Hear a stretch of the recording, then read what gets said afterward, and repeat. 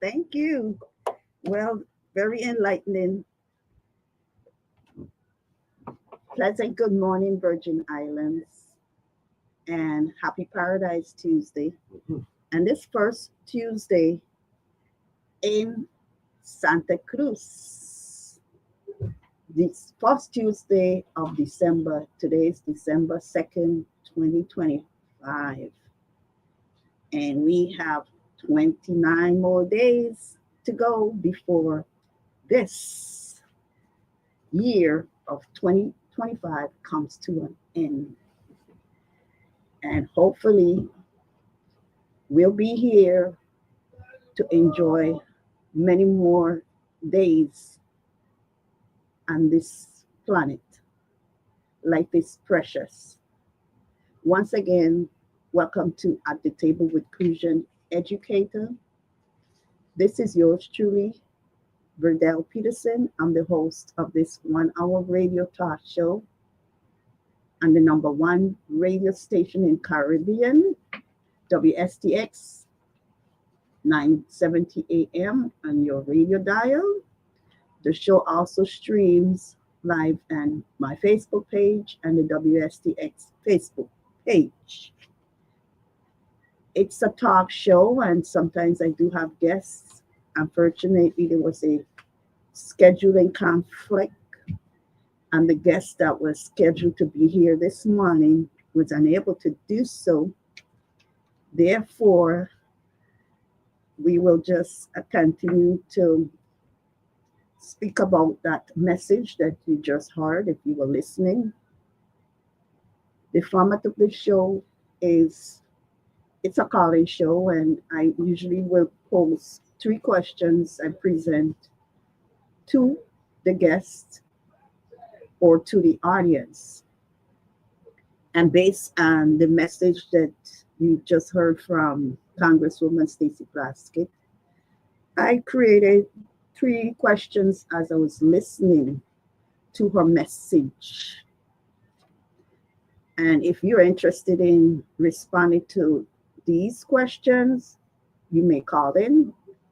The call-in numbers are 340-773-0390 and 340-773-0490. 5 topics that I avoid are not necessarily in this order: religion, political ideologies, mythology, conspiracy theories, and sports. They're very interesting, they're very intriguing topics, but I prefer to focus on constitutional development, civics, political status, self determination, the Revised Organic Act of 1954, history, culture, and heritage of the Virgin Islands of the United States. So the topic that I'm having today pertains to Article 1 of the US Constitution. As some of you may know, the Virgin Islands of the United States, according to the Revised Organic Act of 1954, is an unincorporated territory of the United States. We do not have our own constitution as yet.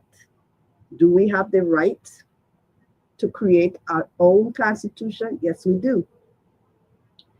3 other unincorporated territories of the United States do have a constitution. Our next door US neighbor, the Commonwealth of Puerto Rico, has a constitution. The North Mariana Islands and American Samoa. However, Guam and the US Virgin Islands are the only 2 that are still being governed by a federal document known as the Revised Organic Act of 1954. That document is applicable to both unincorporated territories. We are Americans. Any persons born in an unincorporated territory, except for American Samoa, is a natural born U.S. citizen and an American. A person born in American Samoa, however, is a U.S. national, not a citizen of the United States. But we Virgin Islanders are citizens of the United States. So I have three questions that I've prepared after listening to the message from the delegate to Congress, duly elected by the electorate of the U.S. Virgin Islands, as she said, in 2014. She was elected. And I hope Josh could play the message again. So it's a lot of information that she gave out, and I was shocked at some of the personal information that was released. I had no idea, and it's Yes. you will play it again, right? Because I am shocked. I am still trying to comprehend what I've heard, and it's personal. I would like to hear more on that, and it's something for the delegate to Congress to come out and share a very private thought. I think that takes a lot of strength, mental strength to do so, and it appears to be sincere. That victims of sexual abuse need to speak. Don't suffer in silence. I recently heard about the sentencing of former Senator at Large, Stephen Payne. He's expected to be sentenced for life. Okay? Stephen Payne, the at-large senator from St. John, was removed from the legislature. The second senator to be removed from the legislature. The first one was the former governor, Kenneth Mack. So, as I said, I'm into history. So I love the histories, political history, about elections and who was elected when and what happened.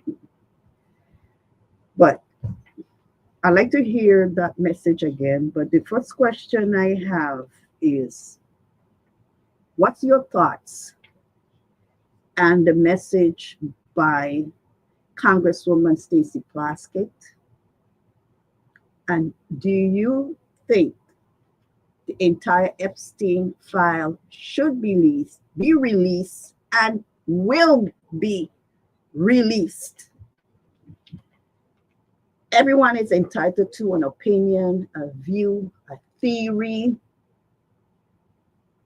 a thought, perspective, a fantasy, an imagination, and even a delusion. However, you're not entitled to your own facts. Facts can be verified. If you have your own facts and nobody else have that, that's your own facts. But established facts are proven truths where there's no dispute. There's no debate like an opinion. We could debate a point of view. You don't debate a fact. Today is Tuesday, December 2nd. That's facts. Facts can be verified. So you are welcome to call in if you wish to respond to that first question. You gonna play it again? Yeah. Okay, we're gonna hear the message again.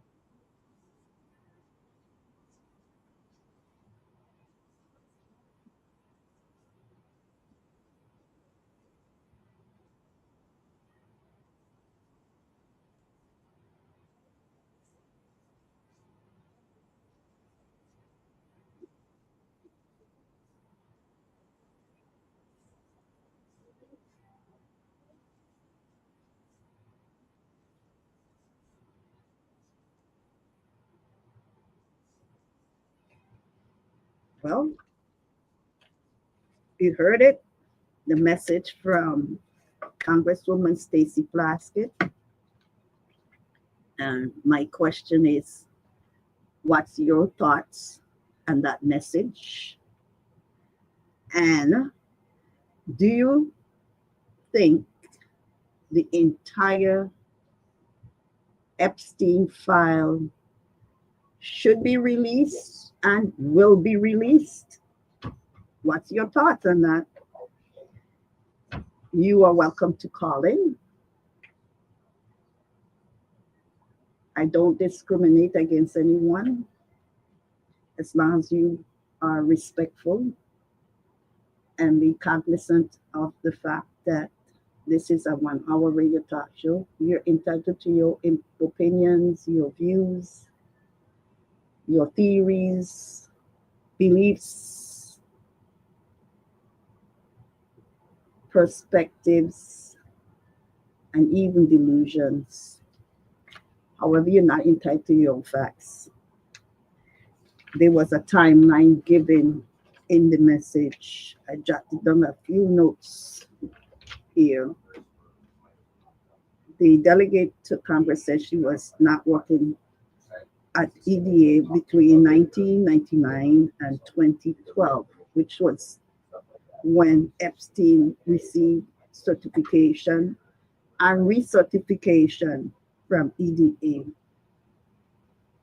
She said she ran for the position of delegate to Congress in 2012. And I remember then that campaign. Also, at that point, my dear friend, okay, we have a call. Pleasant good morning, welcome. Yes, good morning, Peterson. Yes. Peterson, and I don't know if it's very early, but I'd like to extend the compliments of the season. Thank you. I'm probably too early. But today, what you were speaking of, hello? Yes, I'm listening. Yes, so what you were speaking of I don't know much about the issue. I'm just hearing it for the first time, but I've been hearing the apputational attempts, I didn't call them attempts, to put Mr. Peterson away. I believe her reputation. You mean Delegate Plaskett? Plaskett, I'm sorry, yes, I'm sorry, bro. Sorry. They want to put me away too. Some people. No, yeah. Peterson must be going in my brain, I hope not. Yes, but yes, I believe it's a setup by the current administration. Yes, I think so too. I think it's a witch hunt. Yes. To try to, you know what I'm saying, use the word intimidator. Yes. And to put her away.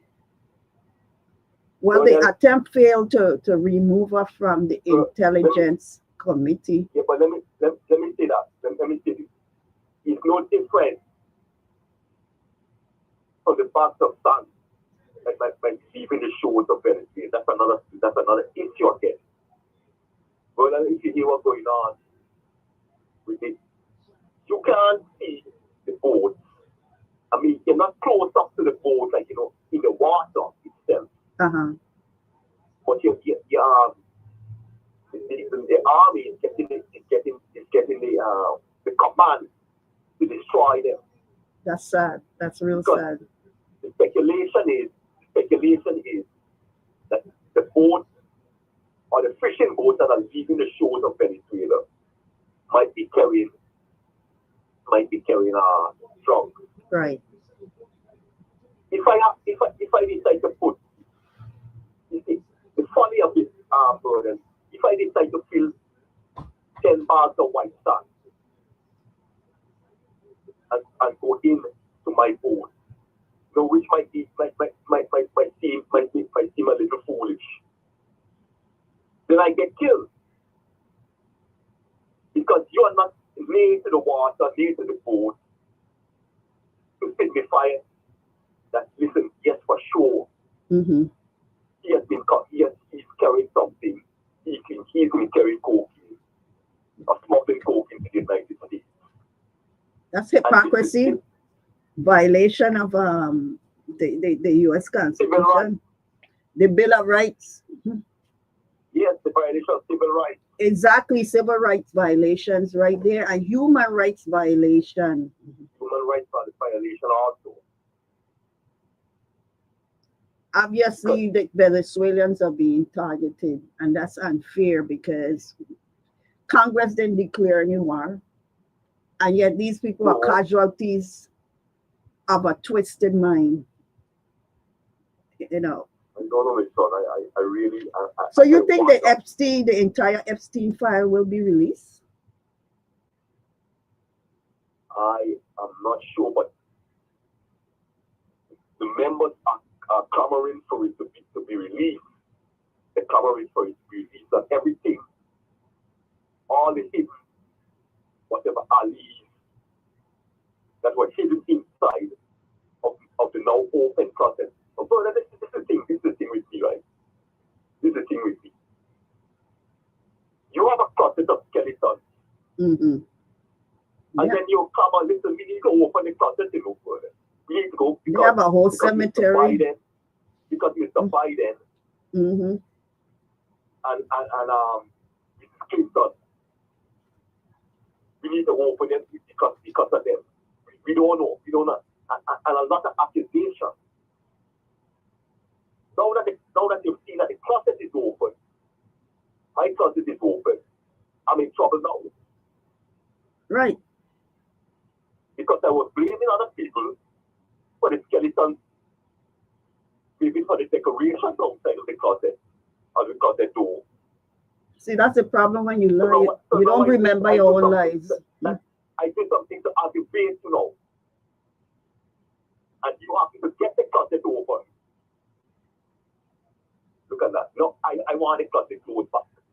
Because I realize that the things inside that everybody cannot be able to see. And now I'm hammering to bring out. I'm fully involved in them. And then gonna turn back and say, oh, they're not true. Those are not real. Those are not real skeletons inside. They're just plastic. Just hope. Maybe it's just your imagination, huh?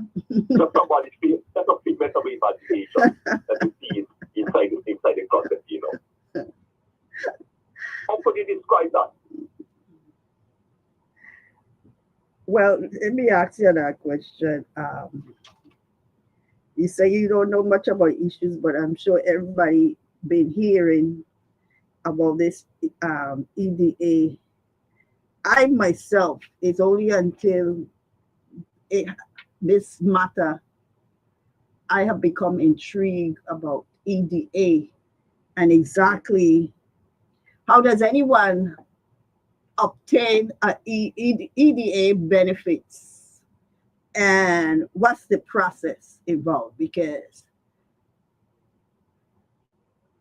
there needs to be a lot of clarity on that. Because I mean, if somebody is known to be a convicted sex offender or felon, is there something in the clause for EDA that says this person will not be granted benefits? Because I'm curious if it was known, but we can't assume what's in the mind of somebody. I don't know what's in the mind of somebody. I don't know if they knew. I don't know much about EDA as it pertains to okay. Well, I'm just throwing out the question. I'm along with what you said here. Yeah, I'm throwing out the question because knowledge is power. I don't know everything. I could learn from somebody. Maybe it's a listener out there have insight on that. How do you get EDA benefits? That's right? Uh-huh. In that he was receiving EDA benefits. I believe at the time, but I don't know much about but from perspective, I could maybe try to analyze it. That's what I'm doing. I'm analyzing it. if you seem to be a regular good and standing citizen, of course, yes, and you're contributing to the community you live, then yes, until, no one is, I'm going to say no, until they find out the full background of what you were doing or something like that. Okay, but when you go to apply for a job, right, they ask if you ever been convicted. Because you have been convicted, that doesn't necessarily mean you'll be disqualified from the job. What would disqualify you is if you lie, you perjure yourself. And then there's a lot of folks that could lie good. I know, but that's why I said facts can be verified. Facts can be verified because if there is no question about a conviction and that application for EDA benefit, then maybe they need to have it. Maybe they need to I don't know. I don't know the document. You could go either way. You could go, if I'm convicted and I could lie well, and maybe you know me, I have a lot of money. Yeah, you know, something under the table for you to keep quiet. Exactly. That's the end. That's the end of that process. Well, money is the one thing I know that talks. You could get 2 houses and stay quiet with that one, but I put under the table for you. Yeah. Money talks and money silences. That's one thing. The power of money. Yeah, so it could be those issues. And then I appreciate your call. So I have another question. I wonder how you will respond to it. What is your, I didn't get an opportunity, which I will. But what's your understanding of Article 1 of the U.S. Constitution? Have you ever read it? Article 1? Not in its entirety, no. Okay, well, I plan to do that today. So if you wish to call back and respond to that, it's fine. Because I want to read Article 1 because I'm hearing a lot of disinformation and misinformation pertaining to Article 1 of the U.S. Constitution, particularly from a member of the Board of Elections. And I believe people need to read for themselves. You're going to have different interpretations. It's like the Bible. 10 people could read the same passage and get a different, totally different interpretation. So, but the bottom line is, when there's a legal dispute about the law, it's the third branch of government, the judiciary branch, that interprets the law. But if you could call back, because I want to go over Article 1 of the U.S. Constitution. Thank you so much. You're welcome. Have a blessed day. Yes, you too. Thanks. Okay, like I said, the third question I have is, what's your understanding of Article 1 of the U.S. Constitution? I mentioned that the U.S. Virgin Islands doesn't have its own constitution. And even if we had one, the U.S. Constitution is the supreme law of the land. What land? The United States. We are part of the United States. The Virgin Islands of the United States, notice of, what comes after the of? United States.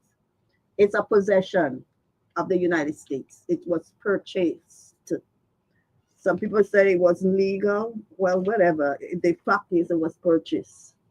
And Denmark sold the U.S. Virgin Islands to United States for $25 million in gold.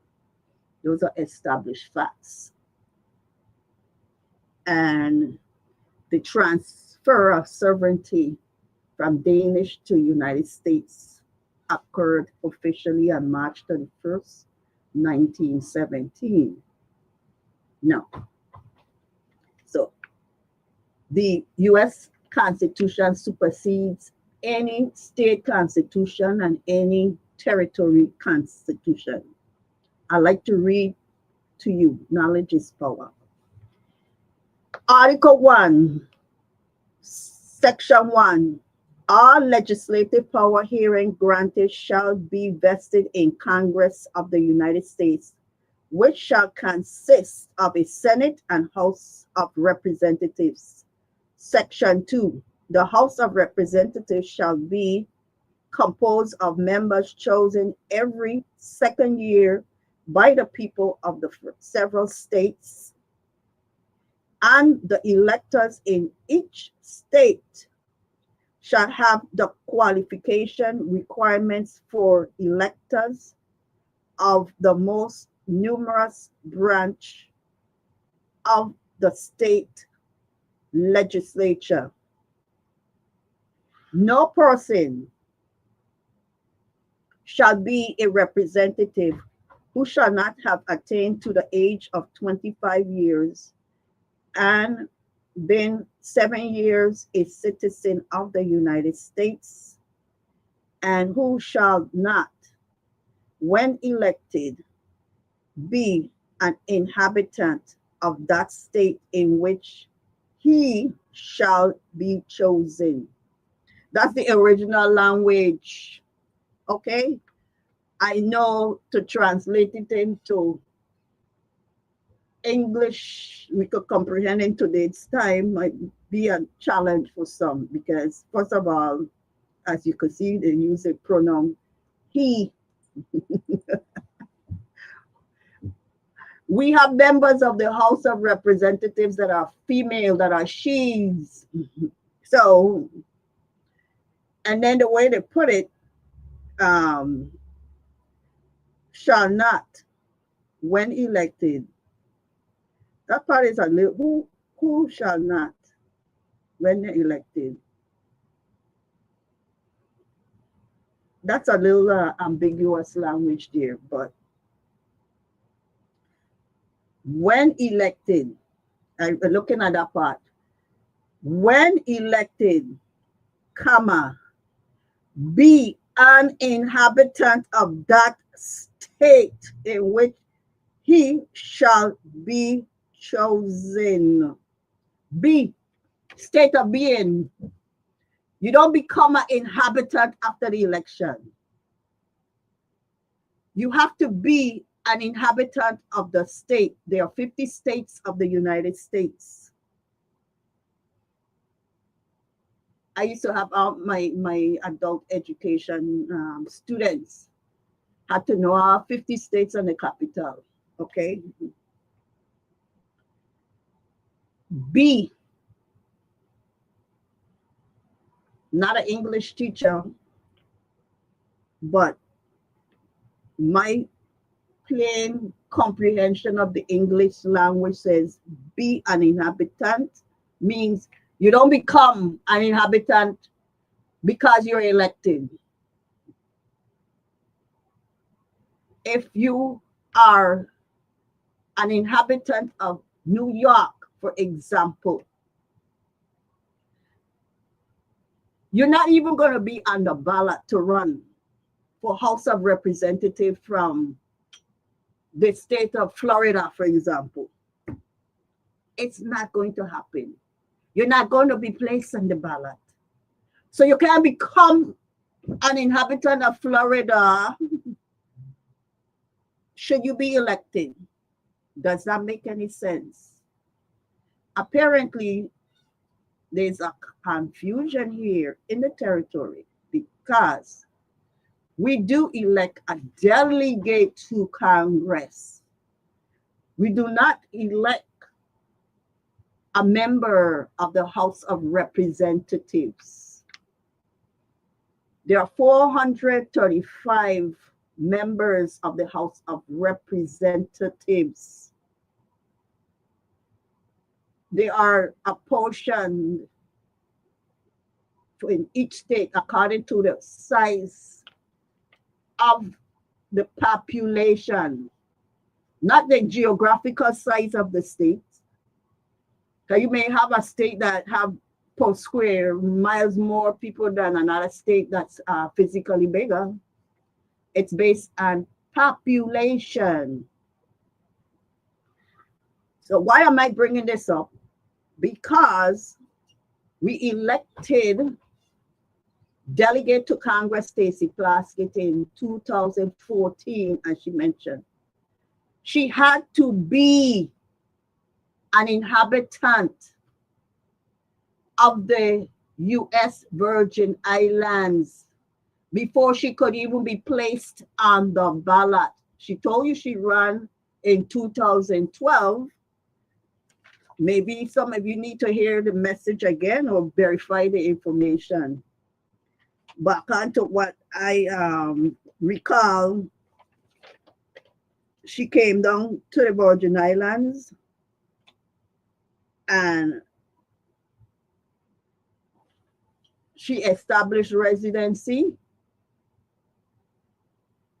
before she ran in 2012. She was not successful. I recall that election. It was Delegate Donna Christensen that got elected. The longest serving delegate to Congress, Donna Christensen. Stacey Plaskett lost the election of 2012 for delegate to Congress, but she had already established residency here. She was an inhabitant at the time she ran. At the time she was placed on the ballot. I don't understand how this isn't making sense to some folks. To even be placed on the ballot, you have to meet the requirements. So I read to you what it says. You have to be an inhabitant, not become one.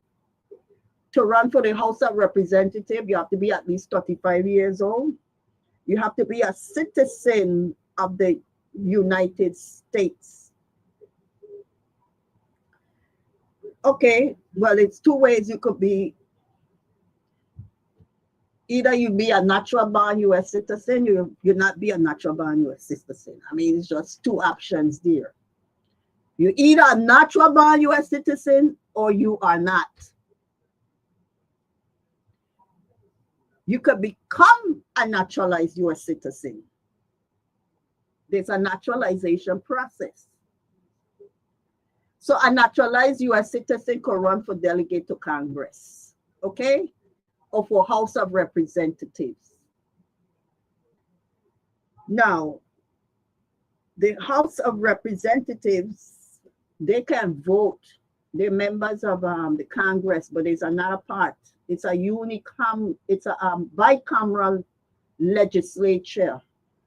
Okay, the Congress, the first branch of government, it's bicameral. That means they have two chambers. You have the first one I mentioned about House of Representatives. Congresswoman Stacey Plaskett cannot vote. She could be a member of various committees in Congress, but she cannot vote. Okay? We don't elect voting members of Congress. We elect delegates. All of the unincorporated territories elect delegates. They don't call them delegates to Congress if you're elected from Puerto Rico. They are called resident commissions. Okay? It's the same thing. The same, none of them can take part in a vote in Congress. The Resident Commission of Puerto Rico serve a 4-year term. However, from the other unincorporated territories, the term is 2 years. All right, you can go ahead to read. So the question is, what's your understanding of Article 1 of the U.S. Constitution Let me read a little bit more. I'm going to wrap up soon. Um, Representatives' direct taxes shall be apportioned among the several states which may be included within the union according to the respective numbers, which shall be determined by adding to the whole number of the person, including those bound to service for a term of years, and excluding Indians not taxed. 3/5 of all other persons. Well, this was changed. The US Constitution has been amended. In other words, what they're saying with that 3/5 of all other persons, in a nutshell, we're talking about the enslaved Africans. Okay? Enslaved Africans were not treated as whole beings, human beings. They weren't even treated as 3/5 of a human. They were considered property, and they were not citizens of the United States. Well, neither were white women then. We're talking about when the Constitution was drafted. Let me give you some dates to remember. May 25th, 1787, the Constitutional Convention opens with a quorum of 7 states in Philadelphia to discuss revising the Articles of Confederation. Eventually, all states but Rhode Island are represented. September 17, 1787, all 12 states delegates approved the Constitution. 39 delegates signed it of the 42 present, and the convention formally adjourns. You see how long it took to draft the Constitution for the United States of America? No more than 4 months. How long will it take for us to get a constitution for the US Virgin Islands? No more than 4 months to draft the constitution for the US of A. 7 articles. It can always be amended. How many articles we need in our constitution? This is a dialogue that we need to have.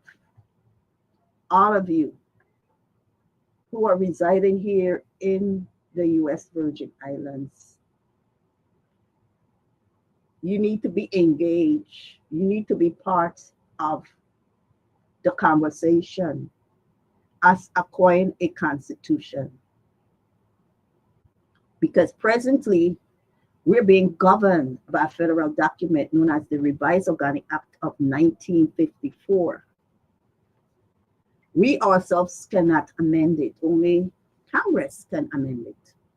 And Congress has to approve any constitution that's drafted for the US Virgin Islands. And it cannot violate the 14th Amendment. The entire Constitution is not applicable to us, but definitely the 14th Amendment is applicable to us. And you cannot discriminate against any citizen of the United States. If you are naturalized citizen living in a state, you have all rights as any other citizen, as any natural born US citizen,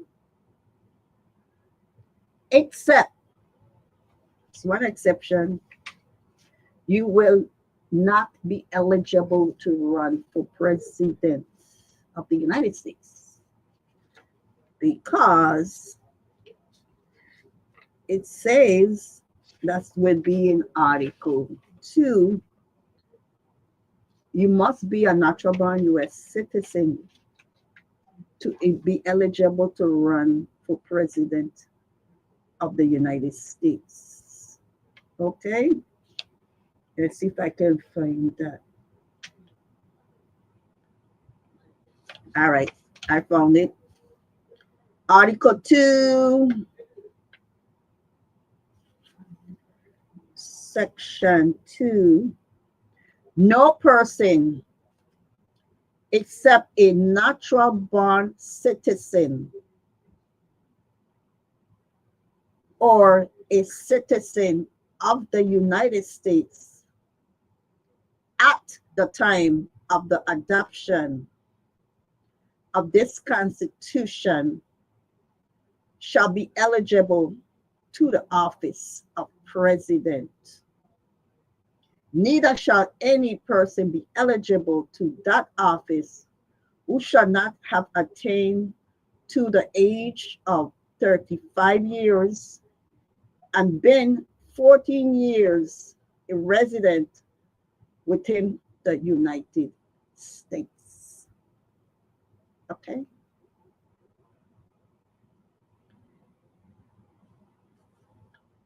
Alexander Hamilton, the first Secretary of Treasury, would have been eligible, except he got caught up in a duel. Okay, so he didn't make it, never got a chance to run, but he would have been, even though he was not a natural born US citizen. He wasn't born in the state. Alexander Hamilton was a resident at one point of St. Croix. He was born in Nevis, Danish resident, a resident of the Danish West Indies. Well, thank you for listening, and hopefully next time we'll have an opportunity to explore more on this issue. I look forward to being here again next Tuesday. This show, At the Table with Crucian Educator, airs on Tuesdays, 8 to 9 a.m. on your radio dial 970 a.m. You may also listen to it on Facebook, and you're welcome to join my Facebook group, Virgin Islands Affairs Forum. Live, listen, learn, love, and levitate.